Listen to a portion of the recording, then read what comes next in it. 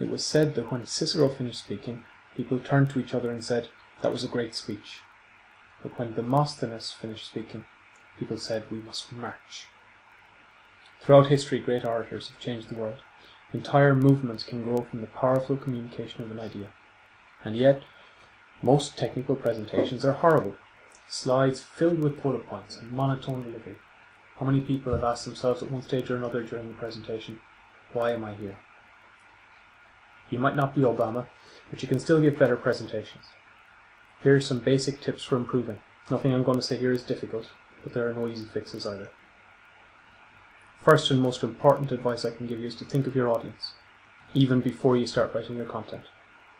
Think of what your audience will get from your presentation. What's in it for them? If your point is to talk about something, you're off track. You will put your audience to sleep, seriously. If you want to share information, why not just write a blog entry? Why do you need to be in the room? People don't care about you. They care about themselves. So make your presentation about them. A presentation is a sales pitch. It's an opportunity to convince people of something. Maybe it's an idea that you want them to believe. Maybe it's a product that you want them to buy and use. If you're not selling something, why are you giving a presentation? So cut to the chase. When you're thinking about your presentation, think about one core question. What do I want audience members to do once they've seen my presentation? And then make sure that everything in your presentation is driving towards that goal. The best way to convince somebody of something is to entertain them. And stories are entertaining. Some people are funny and can use humor to entertain. I'm not, but everyone can tell a story. Human beings are natural storytellers. And stories are a wonderful way to get a point across, especially if you structure your narrative well. One possible narrative you could use is this. First, a problem statement that you want to solve. Second, a proposed solution to that problem. Next, some supporting evidence that shows that your solution is the correct one. And finally, a conclusion, reinforcing your points and giving the audience a very clear call to action. It's important to finish with a call to action. Make people march. That action can be small. Integrate the key lesson of your presentation into their work. Download an SDK and try out some sample apps. Write a letter to a local politician.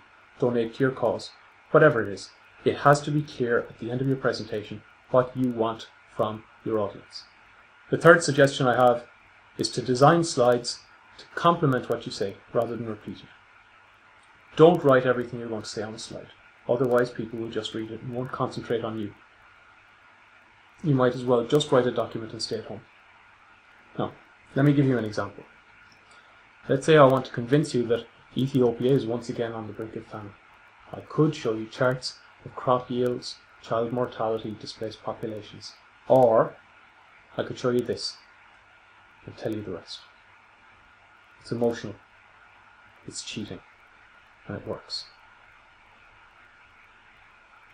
The biggest sin that people make when giving presentations is not to practice. They do not say what they want to say out loud before getting on stage. Runners train. Footballers practice. Musicians and actors spend hours getting their performances right. So why shouldn't you? How do you know how long it will take you to get through your content? How do you know what's useful and what's superfluous? Does your presentation have a good flow? Practice will tell you. Now, doing all this takes time. It's not as easy as throwing a few bullet points together and hoping for the best. But think of how many man-hours people will spend watching your presentation. How much of your time is it worth to ensure that your audience isn't wasting theirs? So go do it. Concentrate on your audience's interest. Tell stories and entertain people. Make slides sparse. And prepare beforehand by practicing. This is harder than what you do now. The payoff is huge. The best part is that your audiences will thank you for it.